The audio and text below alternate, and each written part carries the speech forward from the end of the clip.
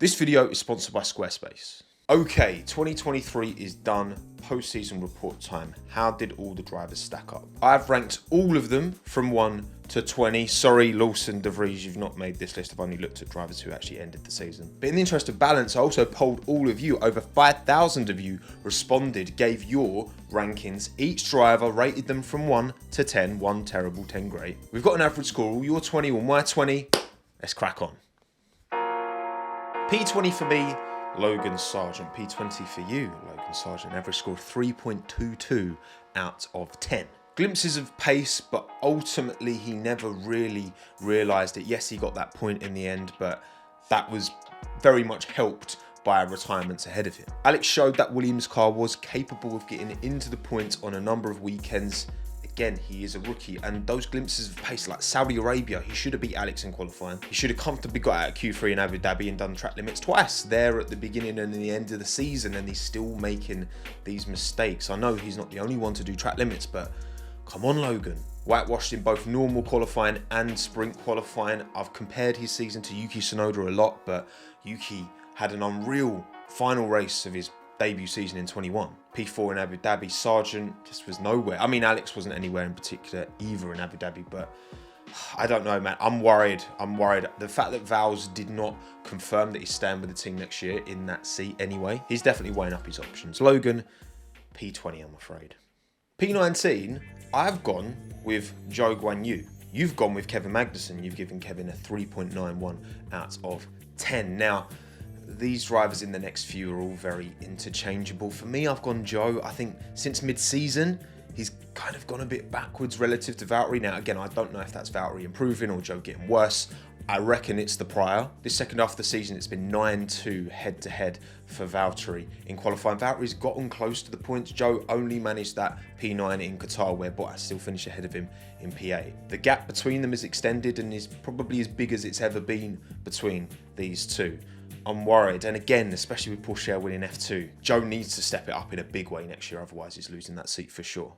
P18, I've gone for Kevin Magnussen this time around. You've gone for Lance Stroll with a 4.02 out of 10 average rating. That Singapore P6 in qualifying was one of very few highlights this year. He got to Q3 3 times, which, I mean, the thing is that Haas is a pretty good one-lap car. You can't judge the merit of Haas getting into Q3 based off their race pace because they're two very different things. We're seeing that quite clearly this year. The Red Bull is not dominant in qualifying, not in any way near the same way it's dominant in the races. Haas clearly don't understand that car. You've got two of the most experienced drivers in Formula 1 running different specs and still both kind of equally struggling, it seems. Kevin's persisted with the new spec, Nico with the old spec. Who knows what they're going to do in 2024? I've not got much confidence because it doesn't seem they know which direction to go in. That Singapore Q3 converted to P10, it's given me a little bit more from Kev than I've seen from Zhou personally anyway. And I've got to say, I think you lot have been pretty harsh with Lance. Maybe that's me, a victim of recency bias, but you'll see where I've put him soon enough. You know what, for this ad read, I'm actually going to pick you guys up and I'm going to bring you, I don't want to give too much away, right? I'm going to bring you over here, but look at these boxes. What's that going on there? No, you know what? You've seen too much. Back you go down here. That's about right. Today's video is sponsored by Squarespace, and thanks to Squarespace, I've been able to bring my own online store to life. Tommo's Racing Goods, they're almost ready. All the stock is here. I just need to get it packed and live. It was a breeze to build the website, and whether you want to have your own online store, maybe a portfolio, maybe a blog, Squarespace is the perfect all-in-one platform to use to bring that to life. Thousands of beautiful drag and drop templates, 24/7 customer support, and it's free to try. It's only when you want to publish your finished website to the world, you have to pay any money. And when that time inevitably comes around, come on, you're going to head to squarespace.com/TommoF1 to get 10% off of your first website or domain. P17. I've put Sergio Perez. You've put Zhou Guanyu, 4.57 out of 10. Checo P17. Look, I know some of you just think I hate him, and I'm not going to change your minds on that by putting in P17, am I? But just being honest with how I feel. Look, of course, there have been pros. That first kind of start of the season where he got the 2 wins, he got the 2 B2s, he was very much in the title fight before Miami. And even the second half of the season, it had a kind of decent start, got P2s in Belgium and Italy. He wasn't close to Max, but he was still up there on the podium, which is the minimum you have to expect from a driver in that RB19. But of all the drivers this year, I think Checo has made the most mistakes. He's had the most stinkers. So like Singapore stunk, right? He had that tangle with Tsunoda, which was definitely more on him for me. He took out Albon. The next race, he did the exact same move he tried to do on Alex, on Kevin Magnussen, took him out and himself. P10 in Qatar with Max winning. His Hail Mary move into turn 1 at Mexico took himself out, completely out that race. And he's been overtaken for position twice. He's been outplayed twice on the final lap of 2 consecutive races in Vegas and in Sao Paulo. Sorry, but look, the driver of his experience, this is his 3rd full season at Red Bull and he's further back than ever. He's not ended the season on a high. And it's not just the lack of pace relative to Max, because Max is Max and he's incredible. It's the racecraft mistakes. It's the incidents with other drivers that he just keeps tripping up over people, and it's not been good enough. I assure you, I take no joy from this, but having looked over the list and really considered all things good and bad, I'm sticking by it, P17.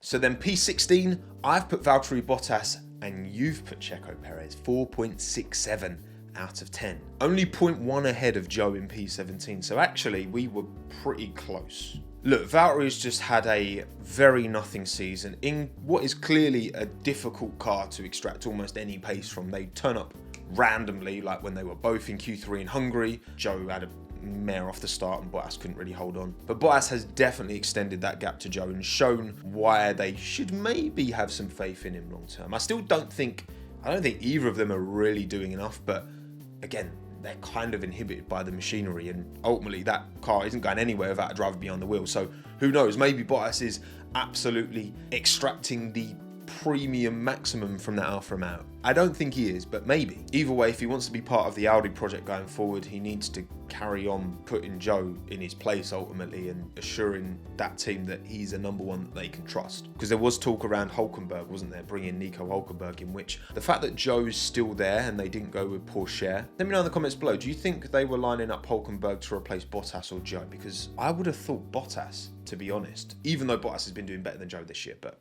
let me know. P15, I've gone with Lance Stroll. You've gone with Valtteri Bottas, 4.76 out of 10. My Lance is 3 places higher than your Lance. Look, the bread was good. The bread was decent. He had a strong start to the season. Bahrain, Saudi before his car broke down. He pulled off a worldie of a move around the outside of Carlos Sainz. Australia converted P4. Baku, decent points. Yes, obviously relative to Fernando, who's getting on the podium. But you've got to remember, his teammate is Fernando Alonso. And if we're thinking, all right, Fernando is still at the top of his game, then, you know, you've got to take that into consideration in the same way you have to take that consideration when you're rating Checo relative to Max. Again, me rating Checo so low isn't just because he's got a big gap to Max, it's the racecraft issues. Lance undoubtedly could have done more in that first half of the season when that car did have pace, and when that pace fell away, he was absolutely nowhere. But then his run in end of the year, 2 P5s, a P10 in the final 3 races, pretty good. That's just about dragged him ahead of Valtteri for me, anyway. P14, I've put Daniel Ricciardo. You've put Esteban Ocon, 5.8 out of 10. That's a big jump up in rating, by the way, more than 1 between Bottas and Ocon for you guys. Now, obviously, Ricciardo is very, very, very, very, very difficult to rate. Great performance in his debut in that car in Hungary. Unreal in Mexico as well. Almost like qualified Max, for crying out loud. But the tail end of the season, I was expecting a little bit more, I'm not going to lie. He's kind of out of sorts in Abu Dhabi. And again, he's got the injury. Who knows to what extent that has negatively affected his ability to perform at the tail end. I'm sure it has to an extent, right? But I just got to call it as I see it. I did expect a little bit more at the tail end, especially as that AlphaTauri clearly got a lot better and Yuki delivered those points in Abu Dhabi. Not quite enough to get P7, but either way, it was very strong from Yuki, not so much from Daniel. But that Mexico P7 finish is so impressive. It puts him clear of everyone beforehand comfortably, but I couldn't in earnest put him any higher.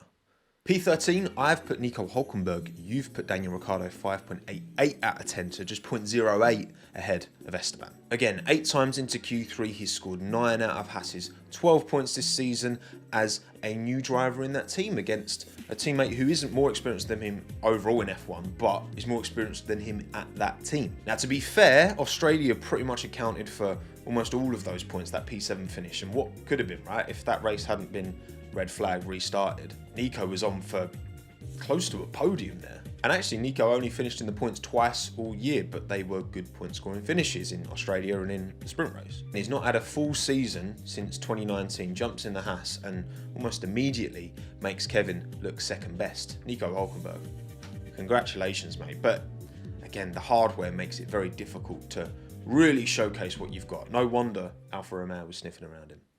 P12, I've gone Esteban Ocon. You've gone George Russell, 5.98 out of 10. Another 0.1, this time ahead of Daniel Ricciardo. Ouch, George. Look, don't get me wrong, right? Esteban has not had the greatest season by any stretch. Yes, he got that P3 in Monaco, and he was within a 10th in that final sector of Max Verstappen, by the way, as well. P4 in Vegas as well, great recovery drive. Him and the team played a blinder on his side of the garage, at least, anyway. But generally speaking, Pierre has had the slight edge on him all season. It's 14.8 head-to-head in qualifying to Pierre. The gap's not big, but Pierre has been able to come through and clutch it out more often than Esteban has. And again, this is Pierre's first season at that team. I mean, he qualified stone dead last in Bahrain. Ocon put it P9. Yet by the end of the year, Gasly's comfortably heading their qualifying head-to-head, and race pace is pretty much equal. That does not reflect particularly well on Esteban. What I do think does need to be acknowledged is that he has been the one dogged with more technical unreliability than Pierre. He had spontaneous car issues in Britain with an oil leak, in Italy with steering he had to retire, and Singapore gearbox. And that Singapore one, he was on for pretty good points before that car went bust. And obviously he was unlucky with the incident with Pierre in Australia, and obviously Hungary, they both got taken out into the first corner, which was what a cataclysmic L that was for Alpine. His luck hasn't been great, but his performances haven't really made up for it this year. Ocon P12. P11, I've gone Yuki Tsunoda, because of course I have, because Yuki always finishes P11. You've got Nico Hülkenberg, 6.16 out of 10. He's outperformed all three of his teammates this season, just. Was pretty close with Ricciardo and Lawson, to be fair. He's put some stellar drives in, many P11 and 12 along the way, which could have got points if it, a couple of DNFs happen up front. Cars being more bulletproof than ever really makes finishing P11 even more of a stinker, because in the past you'd be like, oh, I finished P11, someone's probably going to break down at the front and I might get a point or two, but not so much anymore. Yuki's improvement's been impressive for sure, stepping forward since 2022, undoubtedly, but he's still got that error in him, that high profile error. You've got to look at Mexico with Oscar, right? That was a prime example of Yuki getting too much in his head, maybe not quite having that emotional control that Oscar certainly does. Picking your time, because he had a lot more pace than Oscar. He could have finished pretty high up the standings because he was on rails that weekend. But at the end of the day, no one's perfect. And actually, if he is teammates with Daniel Ricciardo at Racing Bulls next year, then I think he could learn a lot from Daniel in how to keep yourself a bit more measured. It's not just about getting angry on the radio, right? Because everyone's guilty of that. Almost everyone's guilty of that. But it's that clinical decision making in the moment. He's still got that to work on. That diamond's getting a bit shinier though, I'm telling you. P10, I've gone Pierre Gasly. You've also gone Pierre Gasly, 6.55 out of 10, which is 0.75 higher than you put Esteban Ocon, which, to be honest, I think that's about fair. Brand new team, brand new engine that he's never driven before, old rival teammate with a lot of talk around them two racing together. There was a lot that could have gone wrong this season for Pierre Gasly. But by the end of the year, Pierre's race pace was at least as good as Esteban's, if not a bit better. And his qualifying pace was at least as good as Esteban's, if not a little bit better. And it's his first season at that team. Esteban's been there since, 2020? Fantastic drives in Singapore, Austin, Sao Paulo in this second half of the season reflect a driver who's gaining confidence in that car. And then those podium finishes as well in Zandvoort, crazy impressive, Belgium and all in the sprint. Yes, I do think his emotional control, kind of similar to Yuki actually, could do with a bit of work. I think him flying off the handle in Japan was not necessary. Like, you put that out into the world and it brings a lot of heat and attention to the team. I think he clearly does, and I kind of get it, lack a bit of trust in that team, that they're not prioritising Esteban. I think he feels a bit of insecurity around there. We're seeing that in what he's saying on the radio. And if that's the case when they're scrapping for absolute midness, then if Alpine, by some absolute miracle, deliver them a car that can fight at the front, it's going to be Alain Prost, Remy Arnoux again. It's not going to go well. P9, I've put George Russell. You guys, 6.99 out of 10, have put Yuki Tsunoda. Look, I made a whole video talking about George's crash happiness and mistake proneness this year, which is not a good sign, right? In fact, even last season, he took out Carlos in Austin. Season before that, at Imola, he crashed into Bottas. The season before that, in Imola, he crashed into the wall randomly in that Williams. It is very easy to focus on George's lows. Canada, drove into the wall. Singapore, drove into the wall. Vegas, drove into Max. But let's not forget his highs. For me, it was driver of the day in Abu Dhabi, got that podium right at the end of the year. Third on the podium, just behind Lewis in Spain. P4s in Saudi, Miami, Qatar, all races he finished ahead of Lewis Hamilton. And he matched Lewis in head-to-head qualifying, 11-all as well. I think part of the reason for me I've put him higher than you guys is because his teammate is Lewis Hamilton. He's one of the greatest to ever do it. Yes, he's not got the points in races that Lewis got this year. Lewis was way more impressive in the races, hence why we've not even talked about him yet. But for George to be in that conversation, to be close to Lewis Hamilton, is so impressive to me because of how highly I rate Lewis, in the same way that if Checo was getting really close to Max, that would disproportionately, positively affect his rating. But he's not. But George is. And whatever you think about Verstappen and Hamilton, they're clearly two of the very best, and they're clearly both very close in terms of talent. Come on. P8, I've gone Carlos Sainz. You've gone Carlos Sainz, 7.37 out of 10. This was really tricky because it's like he's the only non-Red Bull to win a race all season, and that Singapore drive was arguably, for me, the best individual drive of the season, outside of all of Max's, of course. And actually, these next four were all really kind of tight for me, but I've had to put Carlos at the back. It was an unglamorous start of the season. I mean, in the mid-season report that I did, you lot slammed him. You put him like P12 in the ratings. I put him, I think, 9th or 8th. But then the P3s in Italy and Austin, he held on to that P3 in Italy. He definitely was over the line at times, but all's fair in love and war when it's Ferraris at Monza, I guess. And yeah, that Singapore win was a vintage Sainz performance that just want to see that a bit more often, Carlos. I maintain that these two are the perfect driver pairing right now in F1. Leclerc's got that little bit more pace, but Carlos is only a tenth or two behind and can be there and can be relied on. P7, I've gone Alex Albon.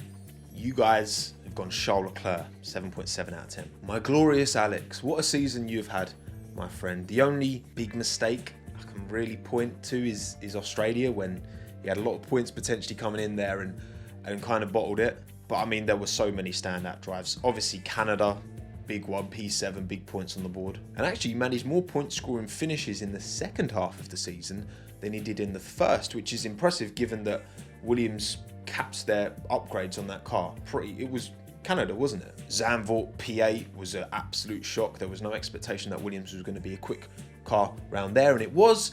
Italy P7, less of a shock, but there was so much anticipation around that race that Williams, they're definitely going to score points. So actually deliver that is tough. And then you look at those P9s in Mexico and Austin, they might have felt quite insignificant at the time, but those 4 points are eventually what enabled Williams to finish 3 points ahead of AlphaTauri in P7, secure the bag. Why isn't he higher in this list? I can't, with the best will in the world, and you know I love Alex, right? But I'm not interested in just being like, oh, Alex is the best, blah, blah, blah, right? I want to try and be as objective as I can, because that's what's interesting to me. When you're fighting to just get in the points versus fighting for podiums, there's less on the line, there's less outside pressure and scrutiny. Don't get me wrong, internally it's a huge deal for Alex to bring in these P9s, 8s, 7s, but when you're fighting for wins, when you're fighting for podiums, which he's not, that's a different kettle of fish. Of course it is. Also with a rookie teammate that, yes, he did whitewash 22-0 in normal qualifying and also whitewashed in sprint qualifying, it's hard to know where that Williams stands because you've not got a yardstick, a known yardstick. If there was a known experienced driver in that second Williams and Alex was still dicking on him, different story. But is that Williams the worst car? Is it the 9th worst car? Is it the 7th worst car? It's really hard to say when you've only got one driver. That's the thing. It's not like Alex is a super known entity either. After his time away, he did well in Toro Rosso, didn't do well in Red Bull, but obviously he's learned a lot from that. I can't honestly be like he's top 6. I can't put him there. But I certainly hope he achieves the success that I think would achieve in a top team, with Williams becoming that top team. I'd love to see that. But if not, he's doing more than enough to put himself in the shop window. Of course he is. P6, I've gone Charles Leclerc. You've gone Lewis Hamilton, 7.73 out of 10. Look, that was the line. That was absolutely the line. Why am I so unlucky, Charles? Oh, Charles, you poor Monegasque. I mean, he's not poor. He's anything but I feel for him, I do. Car breaks on him in the season opener in Bahrain. It goes all weird on him and he goes out in Q1 in Spain. Super innocuous contact with Oscar in Zandvoort ends his race. Hydraulics give up in Brazil, disqualified from a P6 finish, which wasn't that great, but still points. In Austin, etc, etc. Now, of course, he has to take some responsibility. He shunted in qualifying in Miami. He kind of crashed into Stroll. It was more on him, his retirement in Australia for me. But look, he's put in some vintage Leclerc performances, hasn't he, this year? There's been some moments when you're like, man, this kid's got it. He really does have it. Baku, Austria, Belgium, Mexico, Vegas, Abu Dhabi. I mean, that move he put on Sergio Perez at Vegas, the absolute cheek, and he just pulled it off. He was unreal on the brakes that weekend. Carlos had the non-max drive of the year, but I would say that was the non-max move of the year, for me anyway. I know Alonso Perez was amazing, but I think Charles just takes it because that was literally the final corner. Charles was feeling closer than ever to the finished package, and if Ferrari can just give him the car, this guy will take the fight to Max. I'm not saying he'll beat Max, I'm saying he'll take the fight. Like a Montoya did to Schumacher, like a Raikkonen did to Schumacher. I'm not saying he'll beat Max, but I'm saying he'll give him something serious to think about. P5, I've gone for Oscar Piastri. You've also gone for Oscar Piastri, 7.96 out of 10. To come into F1 in 2023 as a rookie, win a sprint, P2 a sprint, P3 a main race, get 1 P4, 1 P5, 1 P6, 1 P7, 2 P8s, 1 P9 and 2 P10s. In the car, look, the first 9 races he had it was a lower midfield car at best. Alongside a teammate as established and talented as Lando Norris, qualifying just within a couple of tenths on average. This kid is special. I actually originally had Oscar 2 places lower on this list, but after writing all that and being like, okay, this is a rookie, he's going to have to go P5. His race pace could do with work, no doubt. His tyre preservation skills aren't there yet. But of course, they're not. He's a rookie. And rookies these days have like no testing relative to back in the day anyway. He's made a few mistakes for sure. Obviously, Zandvoort hit the wall in practice, and Canada, was it quali or the race? I can't actually remember when he hit the wall and ripped the rear left off. But as a rookie, the actual amount of mistakes he's made have been pretty negligible, if not barely significant. He's got a crazy mature head on his shoulders. McLaren played an absolute blinder bringing him in. Alpine played an absolute stinker letting him go. I'm excited to see what's to come from the boy from Melbourne. Top 4 time, for me, Lewis Hamilton P4. For you, Alex Albon, 8.13 out of 10. I think it's easy to overlook just how consistent Lewis has been this year. If not for the disqualification in Austin and the Hail Mary around the outside Checo Mexico-esque move he tried to pull in Qatar, Lewis would have finished no lower than P9 all season. In a car that quite clearly him and George do not get along with, and either one of them's happy with it or the other one it's on a knife edge. Now again, he has made his mistakes this year. He kind of pushed Piastri off in Italy, he bonked Gasly in Abu Dhabi, kind of understeered into Checo in Spa, and again, Qatar, obviously. It has been messy at times, but all in all, consistency-wise, he's been the second most consistent behind Max for sure. And yeah, you could argue maybe Fernando would have been more consistent if Aston had given consistently a good enough car. Maybe, but they didn't. The car was inconsistent, yet he would extract pretty consistent performance, which I think is a credit to Lewis. But has he demonstrated the highs to get into my top 3? Not quite.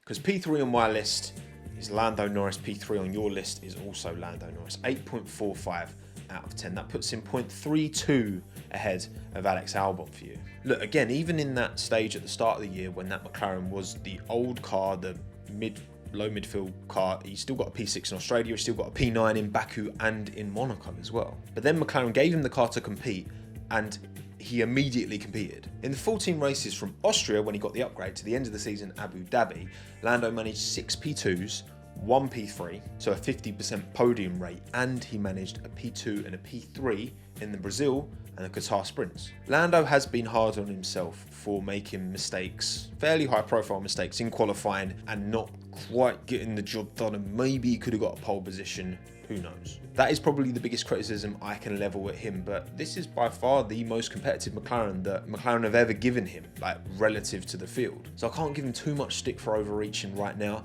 The question is, if McLaren do bring the competitive package next season, can he stop the chokes in qualifying and actually get it done? I believe he can. Kind of needs to make these mistakes to get him out of his system, potentially. Still young. I've got faith, Lando. P3. So P2, for me it's Fernando Alonso. For you it's Fernando Alonso. 8.68 out of 10 was your average score for him. I mean, what a blinding decision that was to leave Alpine for Aston Martin in the end there. That worked an absolute treat, and there was a lot of skepticism around that move at the start. Who could have imagined the season, how it started anyway for them? 6 podiums in the first 8, unreal. And unfortunately, they just couldn't sustain it, and they ended the season with a bit of a hybrid of old parts and new parts on the car, which did seem to work and get him over the line and get some good performances at the end. That mid-season period was pretty barren, and he was still convincingly quicker than Lance for the vast majority of it. And actually, it was in that barren patch where he had probably his most impressive race of the year. Zandvoort P2, fastest lap driver of the day, crazy conditions, and the maturity of Fernando. He's been there, done that, got the t-shirt. He was fine. That move he put on Alex and George in lap 1 into the kind of carousel banked bit, stupidly unreal. So good. And then, of course, you have to talk about Brazil, don't you? The tactical masterclass. We know the IQ that Fernando has. The racing IQ is probably the greatest we've ever seen in Formula 1. I'm going to say it. Playing with fire, re-overtaking, DRS, blah, blah, blah. Just holding on to position against a Red Bull that had no right to finish behind him. Checo got absolutely played. Fernando had him on strings. On a race with so many iconic moments in history, Fernando just made a new one. P2. Well deserved. Please give him the car to fight Max this year. That would be so sick. So of course, P1 is Max Verstappen. You lot gave him 9.78 out of 10. Damn, there's no debating, there's no doubt, there's no question he's the driver of the season by a significant margin as well. Over 1,000 laps led, 19 of 22 races won, 12 pole positions, 8 fastest laps, 575 points, over double that of his teammate. This was probably the most dominant season of all time, because in previous seasons where we've seen domination, unreliability has been a bit more of a factor, but also the field spread from top to bottom, especially in qualifying pace, out and out 1 lap pace, is closer than it's ever been. P1 to P18 in Abu Dhabi was split by just over 6/10. And yes, quali pace is different to race pace, but it's pretty indicative. And the facts that Max has just completely walked it, like, we're going to take that for granted today, right? Because it has resulted in a pretty mundane, boring season at the front without a title fight. F1 just doesn't hit like it does when there's a title fight. It just doesn't, right? You can find interest and intrigue, and I find plenty, right, in the rest, in the battle between the rest. There's not just one team, one driver. There's the other 19 drivers, okay? But I don't think it's until the future, when we look back at 2023, that we'll really appreciate just what he achieved this year. This is one of the most dominating sporting performances of all time, not just in F1, in any sport. Bravo, Max Verstappen. I just hope the other teams can bring better cars next year so that someone can make it a bit more difficult for you next year. Look, again, I don't mind Max winning all the time. If every win that Max gets is as hard fought as it was in Vegas, I'll take it. Let me know in the comments below whose list you prefer, mine or yours, because yours is a collective of 5,000 of you. You know what I mean. Big up Squarespace once again for sponsoring this video. My name's Tommo. Thanks again. Have a good night. Ta-da.